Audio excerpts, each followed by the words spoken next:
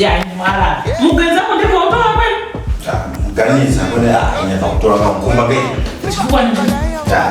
Motora ika.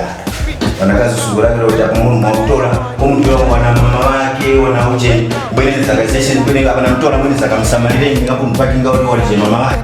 Aineveka nilikuwa na shida na kusumi kumba ke motora ke. Ndiro damu mwakazi para watora. Ukwenda kumbwira ndiwe chichosi. Ya ina kumba ya roho saje. Timwene kuzuruira tena ndiyo. Ngone kwa kufotora mwene kwa. So mbona kutoa kwa timu kana kumbira mwanakazi kwa mwanakazi kana kumbira. Arongosi. Maona kisuru kwa ngara tete. Maona na kutoa mwanakazi. Kubwe tupange chichosi. Au mamdola kwa muza kuliza kwa